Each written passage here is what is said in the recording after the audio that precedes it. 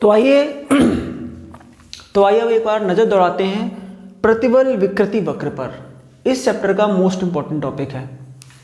तो देखिए इस वक्र पे हमने क्या करा है, y अक्ष पर प्रतिबल और x अक्ष पर विकृति को हमने खींचा है।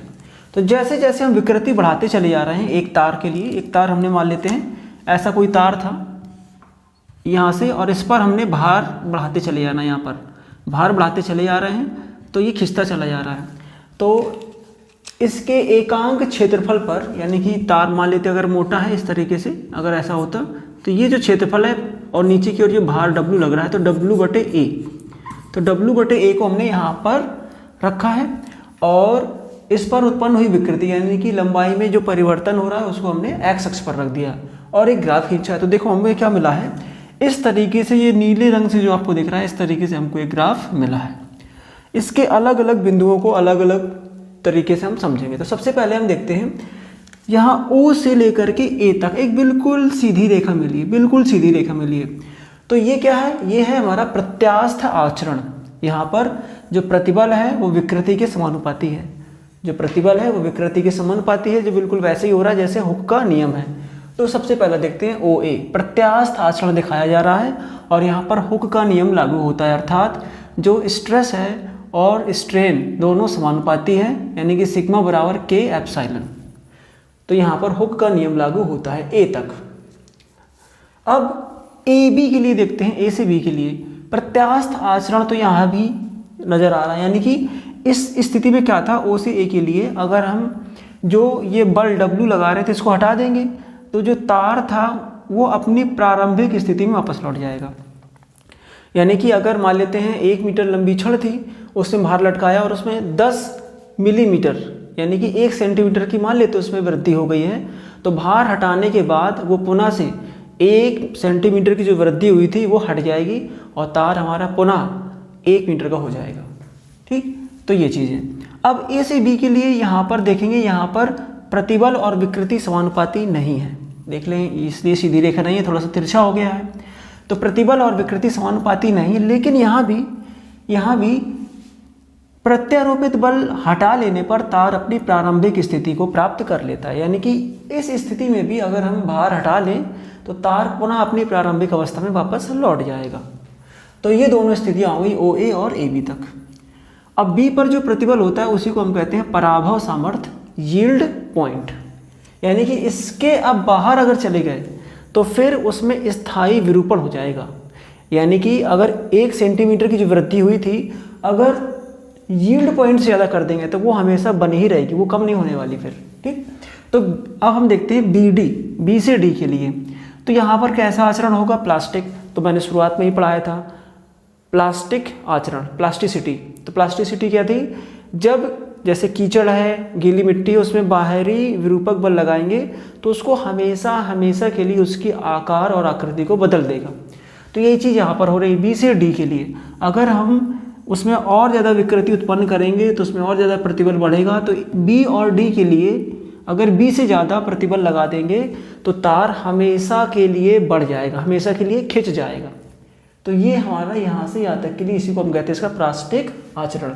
प्लास्टिक आचरण दिखाएगा कहाँ से, B से D के लिए स्थायी विरूपण हो जाएगा, भार हटाने पर प्रारंभिक स्थिति में नहीं लौटता। यानी कि भार आप हटाएंगे तो तार अपनी प्रारंभिक स्थिति को प्राप्त नहीं करेगा। अब बिंदु D की बात करते हैं, वाला बिंदु D। तो बिंदु D यहाँ तक प्लास्टिक आचरण बढ़ता रहेगा और पॉइंट D पर पहुँच जाएगा। अब जैसे ही D पर पहुँचेगा तो अब अगर आप भार हटा भी लोगे, D से जैसे ही थोड़ा सा भार और बढ़ा दोगे, यानी कि ये चरम तनन सामर्थ्य है, अल्टीमेट टेंसाइल स्ट्रेस, इससे ज़्यादा अगर आपने भार लटका दिया, स्ट्रेस उत्पन्न कर दी, तो अब तार जो है उस पर आप भार हटा भी दो तब भी कोई फर्क नहीं पड़ेगा, वो अपने आप से उसमें विकृति बढ़ती चली जाएगी और एक पॉइंट ऐसा आएगा वो अपने आप से टूट के गिर जाएगा। यानी कि अब वो बिल्कुल वैसा ही गिरने लग जाएगा जैसे कि शहद की चाशनी, हम देखते हैं जो शहद है तो शहद अपने आप से बढ़ती चली जाएगी। तो ऐसे ही तार इस पॉइंट पर बिल्कुल शहद जैसा ही मतलब बहने लग जाएगा और पॉइंट ई पर जा कर के टूट जाएगा। तो इसी डी पर चरण त्वरण सामर्थ्य प्राप्त होगी सिग्मा यू। इस बिंदु के आगे भार हटा लेने पर भी विकृति प्राप्त होती है। और बिंदु ई पर क्या होता है, बिंदु ई पर तार टूट जाता है। अब इन्हीं बिंदु डी और ई के आधार पर हम ये बता सकते हैं कि जो मटेरियल है वो टेंसाइल है, यानी कि उसमें तन्यता का गुण होगा या उसमें क्षणभंगुरता का गुण होगा, यानी कि ब्रिटलनेस का गुण होगा। तो क्या देखना है हमको, अगर डी और ई दूर दूर हों, डी और ई कैसे हों, डी और ई जो है ये दूर दूर हैं, कैसे हैं, ये दूर दूर हैं, दूर दूर हैं, तो ये कैसा होगा, इसमें तन्यता का गुण होगा, तन्यता का गुण होगा, यानी कि इसको बहुत ज़्यादा खींचा जा सकता है।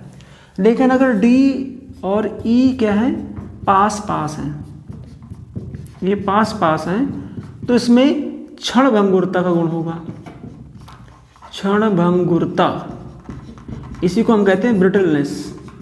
ब्रिटलनेस, ब्रिटलनेस क्या होता है, कांच को जैसे आप छोड़ेंगे, सिरेमिक को छोड़ेंगे तो बिखर के अलग अलग हो जाएगा, कांच को अगर छोड़ देंगे तो बिखर जाएगा एकदम से, उसी को हम कहते हैं क्षणभंगुरता।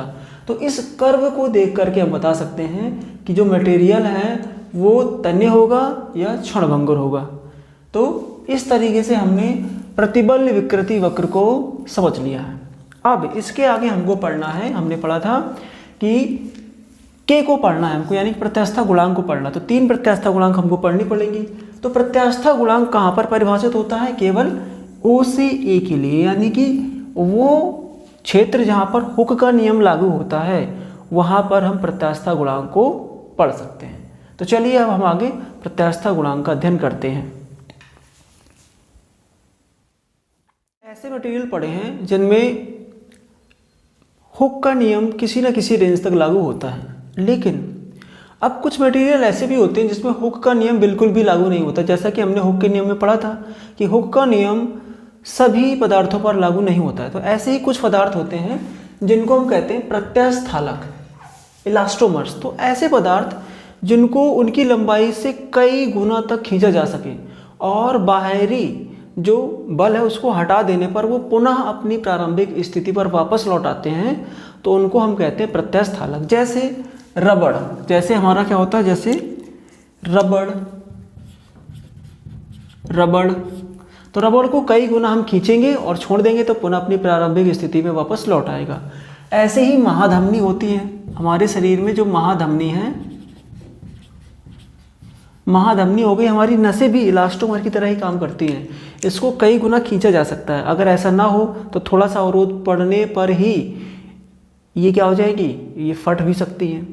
तो महाधमनी हमारी क्या होती है, बहुत ज़्यादा प्रेशर को सहने की क्षमता होती है इसमें, ठीक। तो जो महाधमनी होती है ये अपनी लंबाई के 10 गुना तक इसको खींचा जा सकता है।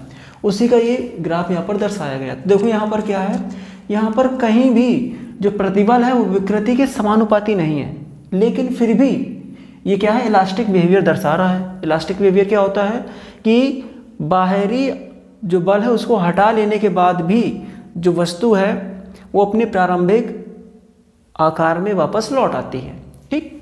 तो हमको याद रखना प्रत्यास्थालक क्या होता है, 1 नंबर का पूछा जा सकता है छोटा छोटा सा क्वेश्चन। प्रत्यास्थालक क्या है, तो वो मटेरियल जिनमें हुक का नियम लागू नहीं होता है फिर भी वो इलास्टिसिटी को प्रदर्शित करते हैं, क्या कहलाते हैं, प्रत्यास्थालक कहलाते हैं। इनको इनकी लंबाई के कई गुने 5, 10, 15, 20 गुना तक खींचा जा सकता है, उसके बावजूद भी बाहरी बल हटाने पर ये पुनः अपनी प्रारंभिक अवस्था में लौट आते हैं, ठीक। अब यहाँ पर इतना हो गया है। तो चलिए अब इसके बाद हम पढ़ते हैं प्रत्यास्था गुणांक।